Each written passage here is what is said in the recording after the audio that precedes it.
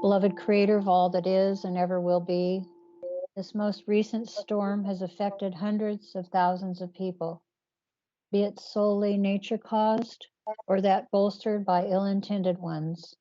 It gives us an opportunity, as with all ills, to take inventory, to take responsibility for ourselves and our potential needs.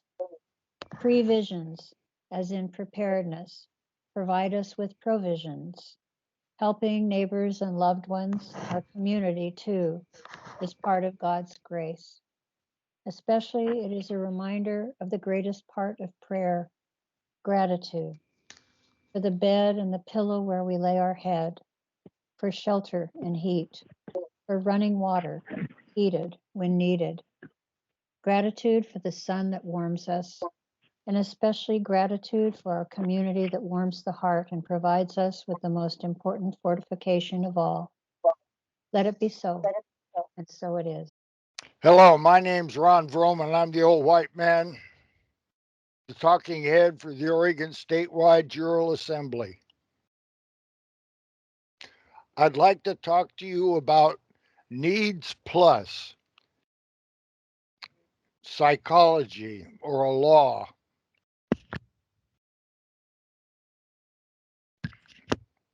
Excuse me, I haven't had my old man cough yet today. So, needs plus is what gets us where we are. And there's several layers of needs, such as basic needs and safety needs, and they're in strata and categories. And whatever the situation is, when Mama Bear decides to be Mama Bear, nothing else matters. That's just it. Needs plus. She's got to do it. It's a must. And that's where we are with almost everything we're doing. 62.5% of the population will not speak the truth to the de facto. That being the case, those folks are going to stay in their house with the door shut and the blinds pulled and hope the hell it goes away. And what did Jews do? They painted an emblem on their door: Passover, leave me alone. So, with that tremendous amount of the population in that position, and even after they realize what the vax actually is and they actually listen and read what's being said, Agenda 2030, they took the time to read it. They understand what the Georgia Guidestones were and what they said and meant, and now they're gone, and the memory of them is that long. So, what we have is a situation of the United States of America and probably just include Canada as almost the population, and Mexico as almost the population. There are so many Mexicans and Central Americans in the United States now without papers. It's incredible. And the amount of Canadians that are here is another. There are a lot of Canadians here. And the thing you have to learn about the Canadians are they have a different mindset. They have a British mindset in a whole lot of things. And most of the Canadians live below the parallel that goes across from the Midwest to the Pacific Northwest. It's a geographic line. I forget which, 49 maybe. Most Canadians live below the 49th. So geographically, that part of the Northwest Ordinance is almost already included. Doesn't Montreal Canadiens have a team in one of the leagues? I think so. Canadians play American football after a version, and they're tough, but they have a different mindset. Needs, must. They showed their stuff with the truckers. And then you saw what the Canadian government did. You saw how vile that was. And you've seen and understood how poorly the indigenous were treated by the conquering Europeans. They were. And they moved north to get out of the way, and that was into the hands of the Brits and the Canadians, and they were even worse.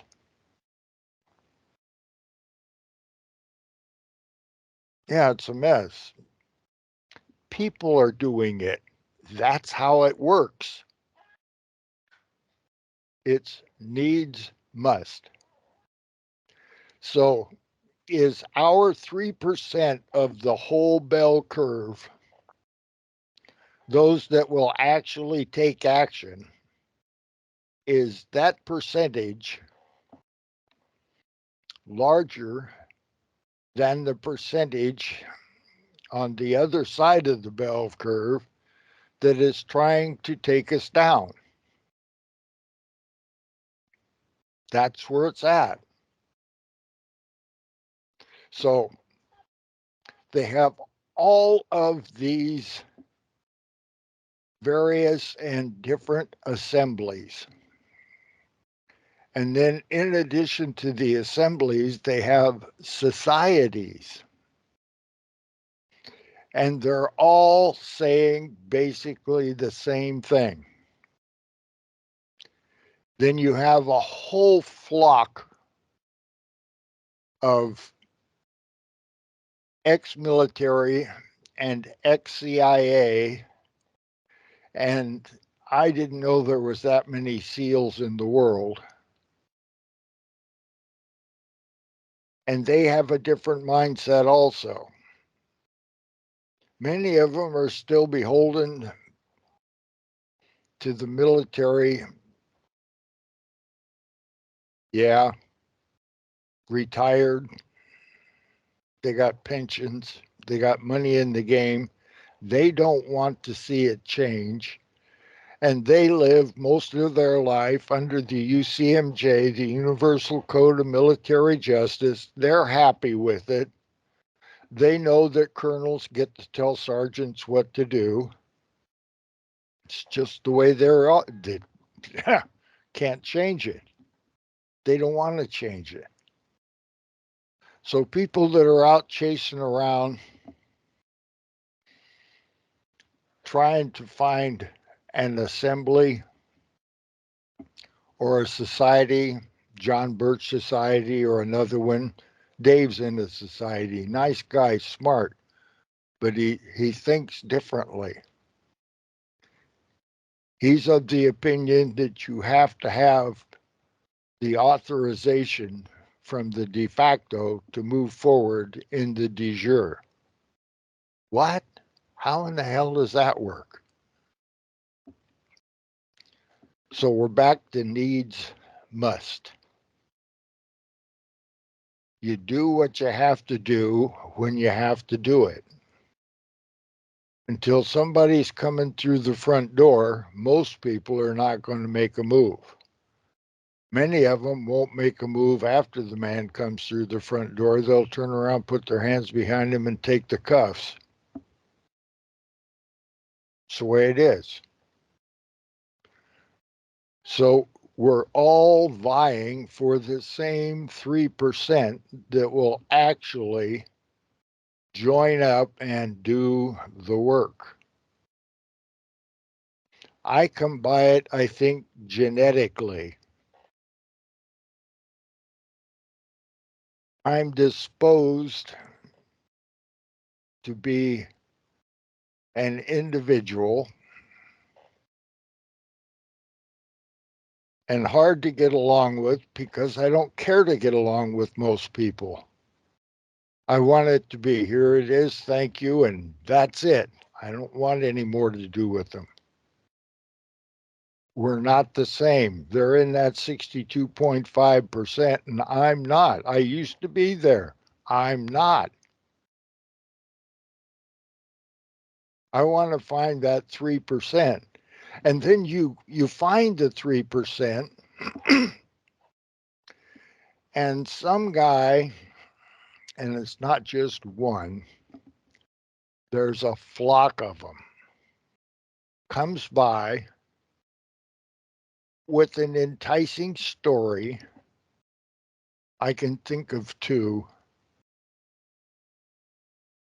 RD, I think of Mitchell, and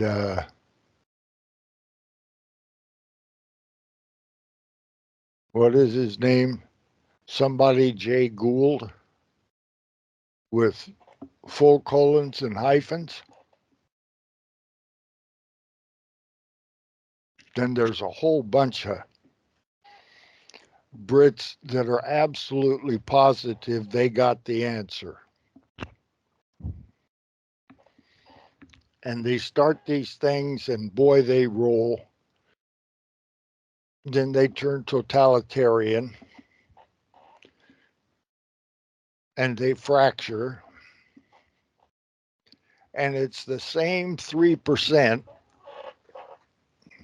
that are disposed to actually take action that are members of several different groups that are all basically doing the same thing with a hitch here or there. And in that 3%, we have a tremendous amount of people that are actually willing to accept the lesser of evils. They say, yeah, but. I say Donald John Trump is an oath breaker. He's without honor and cannot hold a position of trust. And my deceased daughter, due to the jab, said to me, Dad, he did a lot of good. He did a lot of good things. And if he did something wrong once in a while, I forgive him. There's got to be a gazillion people out there that are the same way. If you will accept the pragmatic man or woman depriving you of your unalienable rights in just a little way, not a big way, just a little way. I'm only going to say that you can't have anything larger than a 50 caliber rifle to carry around for your personal protection. Anything larger than that you can't have. How many people, rather than to argue and fight about it, would just accept it? I don't want to carry a 50 caliber anyhow. If I got to carry a rifle, I want it to be a 22. So needs must.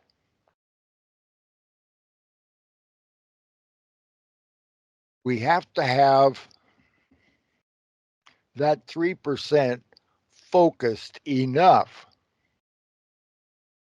to get this job done.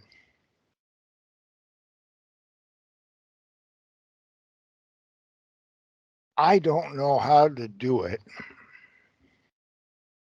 And I'm looking for people that do know how to do it. I would think they would be in all of these various patriotic or those opposing the LGBTQ and woke society, and there's a lot of us.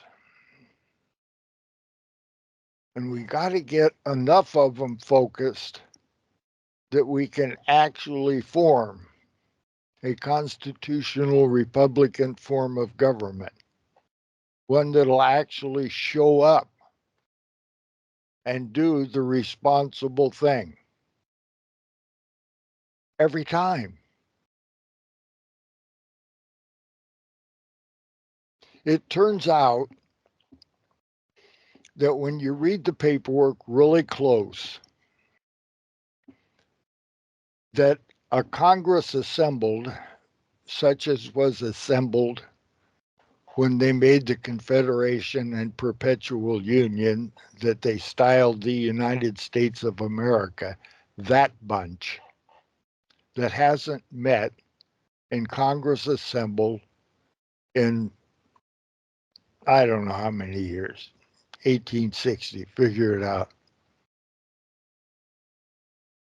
That group has the authority with the proper credentials to be the United States of America, the plank holder, those entitled to be the representatives of the several states and do the work. That work is also the same work that you see when you look up the Electoral College. You have to comprehend the enormity of the situation. When you look at the executive, legislative, and judiciary, and the Bar Association, and the military, and the industrial complex with the military and the Bar Association, and the executive, legislative, and judicial, that group has a lot of power. And they've been in control almost the whole time. And this 3% that we are has to get focused enough to do the paperwork. And then after the paperwork is finished, do the physical work. On Oregon, we finished the paperwork November 2022. And we've been doing the physical work since then. We actually nullified martial law and took it around and showed it to every one of them. They acquiesced to the fact. And we formed grand juries, and they acquiesced to that fact also.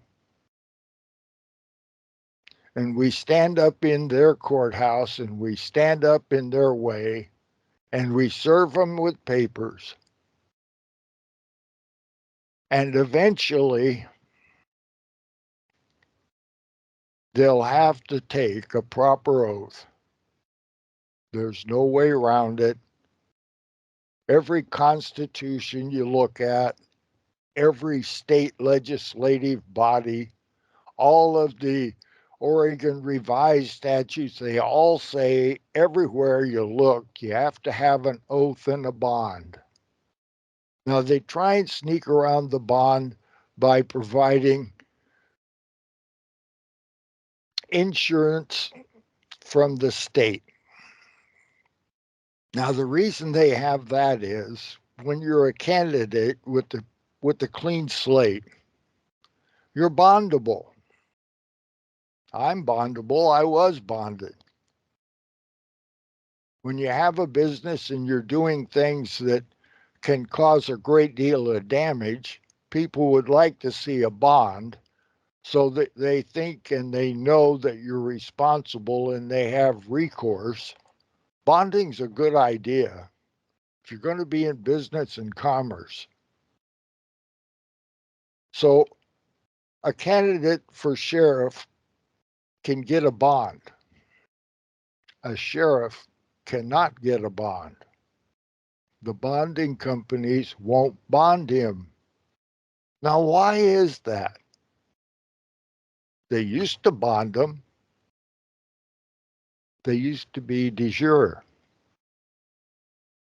When you're de jure, you're bondable. When you're de facto, you're not. You have to be self-insured because you're so bogus that you cannot be bonded. It's a way around the law of bonding people for their positions. Then you have the next step, oath. There's no way around the oath. We know what an oath includes. If it's not there, it's not there. If we don't have proof you actually said it and have witnesses to it, it didn't happen. And if it didn't happen, well, then we can demand of you, you do it. And after you do it and you have proof of your doing it and it's registered everywhere, then if anybody asks you about your oath, you have evidence that you are. If you don't have the evidence, you didn't do it. So there we are. Needs must. Our need is to have a constitutional Republican form of government every time. Keep it de jure. Do your best every time. And your best is going to vary. So what? Next time you do better. We're just people doing the best we can under a shitload of lies for golly knows how long. But the majority of it in this country started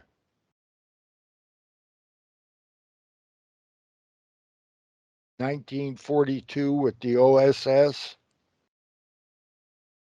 And after they had the Secret Service for a while, and they had developed a bunch of spies, they didn't want to disband it. They wanted to keep doing it. So they formed the CIA and they kept doing it. And they got bigger and bigger until now it's an evil source.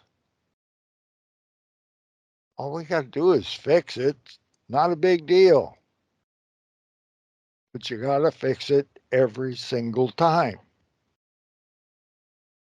So, www.orsja.org. Contact us. There's a whole bunch of us, and somebody will help you. We have the only Article 3, Amendment 7, civilian court of record on the several states. And I yield.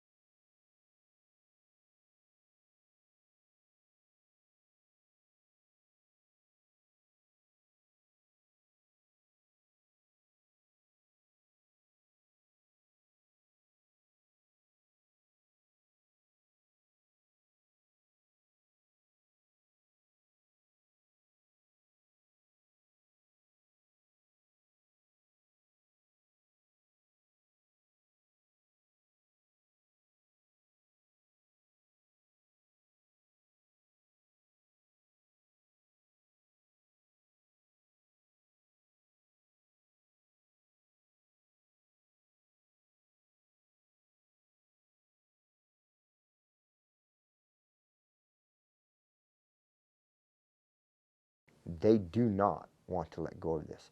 They do not intend on losing here. And we do not intend giving it back to them. And then the bullets started flying. And then he jumps out of the car. And he's got both his hands up. And he got out of the car, and he had his hands in the air. He's like, just shoot me then. This is what you want, just shoot me. And they did. They shot him dead. With his hands in the air, and I saw it. I swear to God. He was just walking with his hands in the air. And they shot him. And they shot him dead, and then after he was down on the ground, they shot him 3 more times.